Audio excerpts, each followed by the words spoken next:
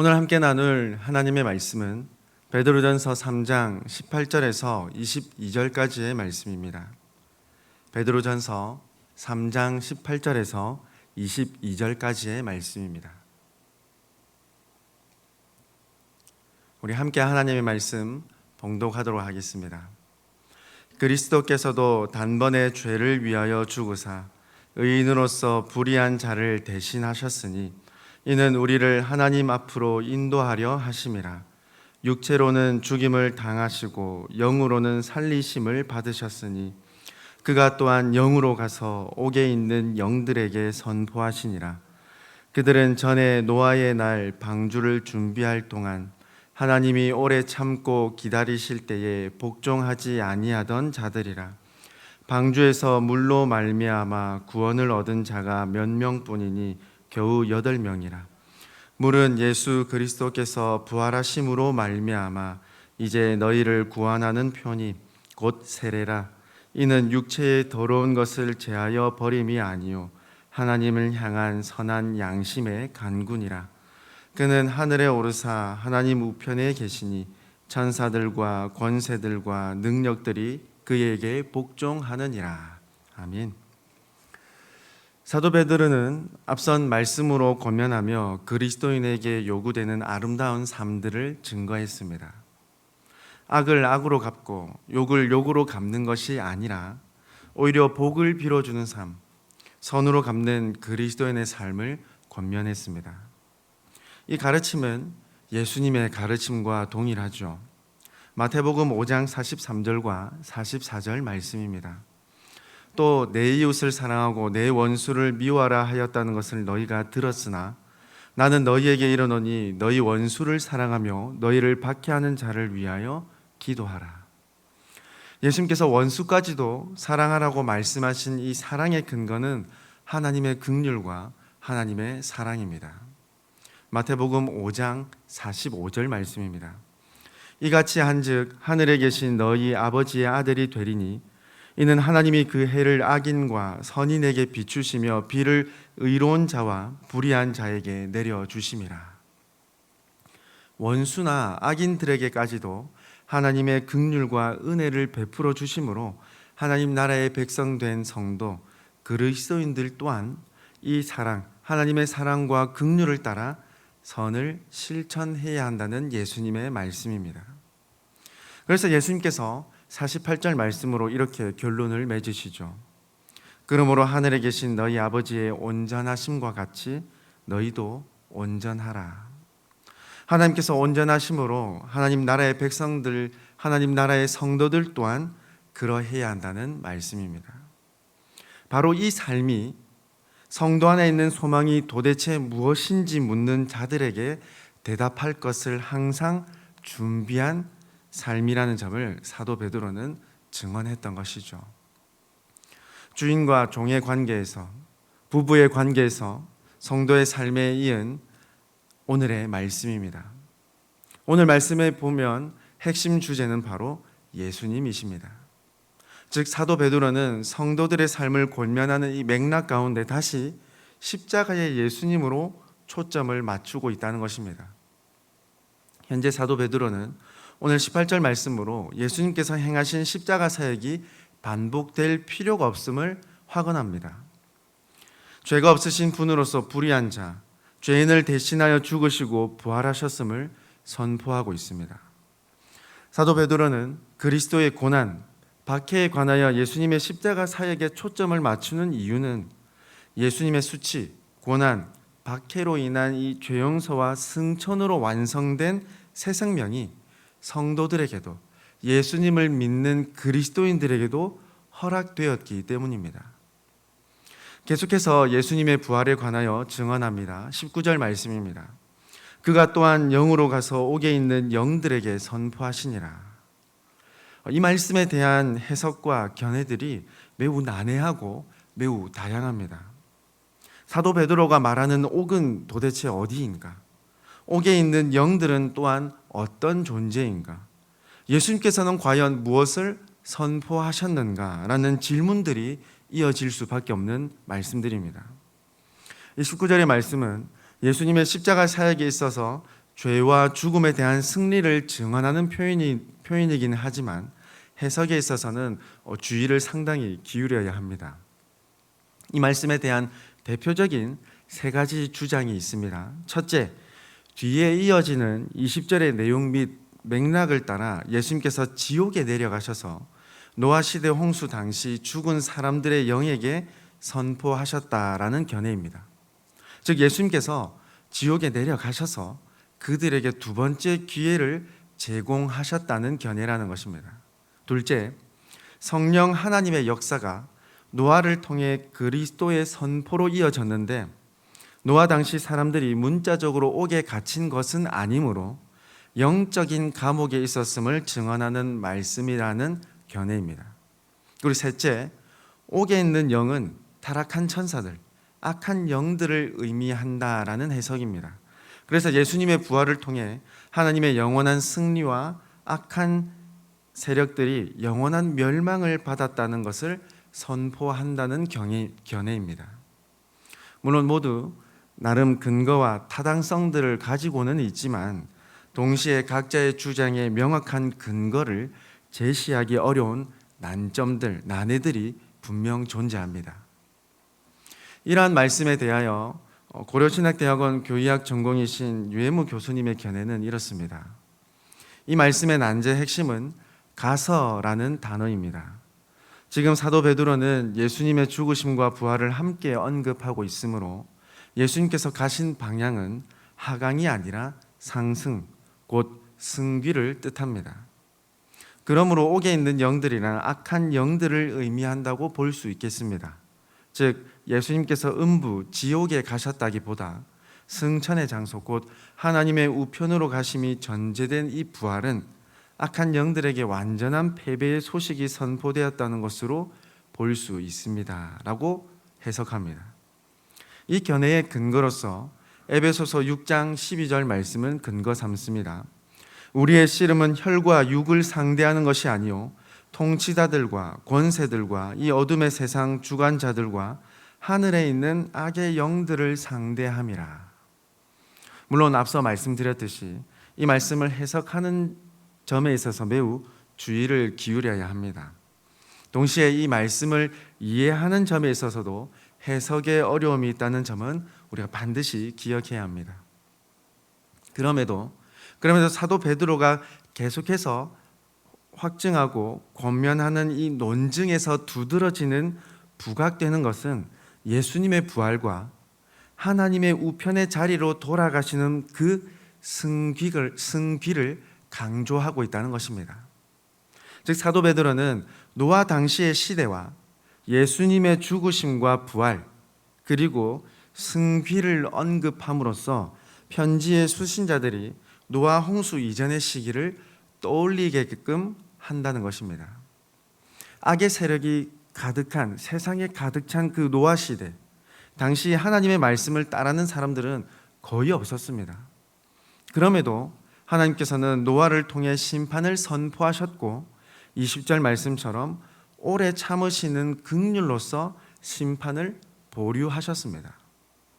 그러나 죄인들은 회개하지 않고 돌이키지 않았으며 결국 택함을 받은 노아의 가족들만 구원을 얻었고 모두 물의 심판을 받고 말았습니다. 물의 심판은 바로 예수님을 통한 구원을 예표하고 있음을 사도 베드로가 증언하죠. 21절 말씀입니다. 물은 예수 그리스도께서 부활하심으로 말미암아 이제 너희를 구원하는 표니 곧 세례라. 이는 육체의 더러운 것을 제하여 버림이 아니요 하나님을 향한 선한 양심의 간군이라. 하나님께서 이 모든 세상에 내리신 물의 심판은 일시적인 것이었습니다. 그러나 이 물의 심판은 곧 예수님의 죽으심과 부활을 상징하는 것으로 사도 베드로는 계속해서 논지를 이어가고 있습니다.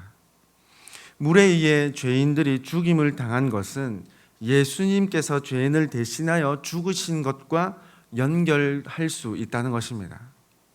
그러나 사도 베드로의 증언처럼 성령의 권능으로 살리심을 받은 예수 그리스도이십니다.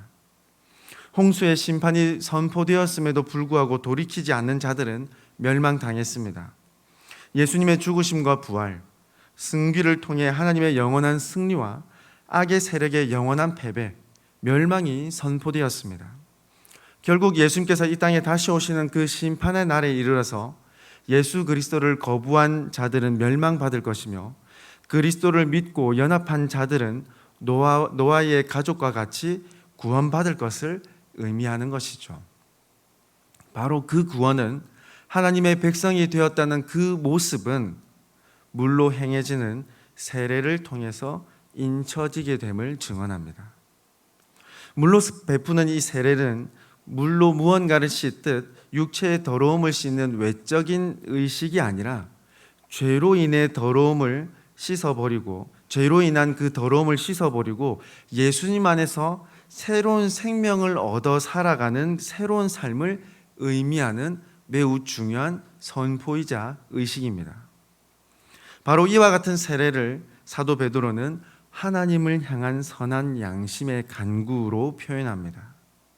이 표현을 헬라어 원어로 직역하자면 하나님을 향한 선한 양심의 서약 또는 계약입니다. 즉 하나님 앞에서 믿음으로 맹세하는 의식이 곧 세례라는 것이죠. 이 세례 의식은 하나님 앞에서 과거의 죄에 대한 하나님의 심판에 대한 동의, 서약과 동시에 전적인 하나님의 은혜로 구원 얻었으므로 성령 하나님의 능력으로 힘입어 성도의 삶을 살아가겠다는 매우 중요한 예식입니다. 그리고 22절 말씀으로 부활하시어 승귀하신 예수 그리스도의 무한하신 권세와 권능을 증언함으로써 성도는 그리스도에게 속한 승리자, 예수님께 복종하는 자들임을 권면하고 있는 것이죠.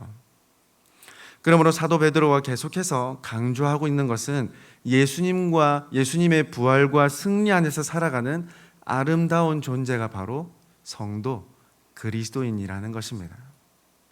또한 그 어떤 권세보다 그 어떤 능력보다 우위에 있으시며 무한하신 생명의 예수 그리스도께 순종하고 그분을 따라야 한다는 것을 계속해서 강조하고 있습니다. 그래서 이 땅의 박해, 고난, 핍박, 세상의 권위자와 압제를 두려워할 필요가 없다는 담대한 사도 베드로의 권면인 것이죠. 사랑하는 우리 성도 여러분, 오늘 함께 나눈 말씀을 해석하고 이해하기 조금 어려운 말씀들이 좀 포함되어 있지만 명백한 한 가지 진리를 선포하고 있습니다. 예수 그리스도를 믿는 성도들에게는 예수님께서 행하신, 예수님께서 선포하신 영원한 승리, 부활이 주어졌다는 것입니다. 나그네, 타지에서 살아가는 거류민이 고향이 있듯 이 땅에 흩어져 살아가는 모든 그리스도인들도 동일하다는 것입니다. 각각 살아가는 환경과 겪는 고난들, 핍박들은 여러 가지입니다. 그러나 분명한 사실, 분명한 진리는 예수 그리스도께서 죽으심으로 인간의 모든 죄들을 대속하셨다는 점과 부활하셔서 모든 우주, 모든 권세에 대하여 예수님의 승리를 선포하셨다는 것입니다. 분명히 선포된 승리, 결론 지어진 승리이지만 그 궁극적인 승리의 선포는 예수님께서 이 땅에 다시 오시는 그날, 마지막 그날에 선포될 것입니다. 예수님을 거부한 자들, 하나님 나라에 속하지 아니한 자들은 두려움과 슬픔이 가득한 심판의 날이 될 것입니다. 그러나 하나님 나라의 시민권자들, 하나님 나라의 백성들, 성도들, 그리스도인들에게는 기쁨과 즐거움이 가득한 심판의 날이 될 것입니다. 사도 베드로는 오늘 말씀으로 그리스도인들에게 용기를 더하고 있습니다. 예수님의 부활과 승천을 통해 삼위 하나님의 영원한 승리가 이미 결론 지어졌으니 믿음 안에서 선한 능력을 행할 수 있어야 한다는 것입니다. 또한 그럴 수 있다는 것이죠. 그러므로 계속해서 말씀을 통해 생각해 보듯이 그리스도인들이 믿음으로 인해 겪는 고난은 하나님의 부르심으로 인정하고 은혜로 받아들이고 기쁨으로 인내하며 순복해야 한다는 권면을 계속해서 이어가고 있는 것입니다. 사도 베드로의 이 논지들은 명확하며 그 흐름과 맥락은 이 땅을 살아가는 우리 성도들 그리스도인들에게 큰 힘과 소망과 용기를 더하고 있습니다. 모든 세상의 권세와 능력들을 이기시고 굴복시키신 하나님의 그 자녀, 그분의 백성들이 바로 저와 여러분 그리스도인들이라는 것입니다. 우리 성도 여러분, 이 놀라운 진리와 은혜 안에서 저와 여러분의 거룩한 정체성을 확신하며 이 땅에서 담대히 그리고 기쁨으로 믿음의 길을 걸어갈 수 있기를 간절히 소망합니다. 예수님께서 죽으시고 부활하신 것 같이 성도들도 반드시 부활하여 하나님과 영원히 거하게 될 것입니다. 그러므로 우리는 이 땅에서 선한 영향력을 드러내야 하는 이유, 그리고 이 땅 가운데 좌절하지 않아도 되는 이유가 충분한 것이죠. 오늘 기록된 사도 베드로의 권면을 통해 믿음의 길을 걸어가는 우리 모든 성도의 마음속에 용기와 기쁨이 가득하기를 소망합니다. 하나님 앞에서 거룩하고 정결한 삶을 살아가기를 굳게 다짐하며 날마다 선한 양심의 간구가 있기를 간절히 소망합니다. 함께 기도드리겠습니다. 사랑과 은혜가 가득하신 하나님 아버지, 오늘도 하나님의 은혜로 하나님의 말씀을 듣고 나눌 수 있게 하여 주심에 감사드립니다. 우리에게 날마다 그리고 반드시 필요한 하나님의 말씀을 가까이 할 수 있도록 항상 인도하여 주시고 그 말씀을 깨닫는 지혜와 깨달은 그 말씀 그대로 순종할 수 있는 담대한 믿음 또한 더하여 주시옵소서. 예수님을 통하여 우리가 하늘 시민권자가 되었음을 늘 기억하고 하나님과 영원히 거하게 될 영원한 생명을 소유하였음을 기억하고 이 땅에서 선한 영향력을 끼치며 살아계신 하나님을 온전히 증거하는 우리의 삶이 되게 하여 주시옵소서. 아버지 하나님, 이 땅을 살아가며 수많은 어려움과 슬픔들을 겪기도 하지만 하나님의 은혜를 사모하며 하나님의 거룩한 백성임을 잊지 않고 기쁨과 감사함으로 넉넉히 감당할 수 있는 성도가 되게 하여 주시옵소서. 오늘도 담대히 믿음 생활하는 모든 순간마다 건강과 안전을 더하여 주시고 하나님께서 맡겨주신 모든 직분과 환경 가운데 그리스도인으로서 살아갈 수 있도록 붙들어 주시옵소서. 우리의 참 주인이시며 모든 권세보다 무한히 뛰어나신 하나님 앞에 감사드리오며 우리를 위하여 죽으시고 부활하셔서 다시 오실 예수님의 이름으로 기도드리옵나이다. 아멘.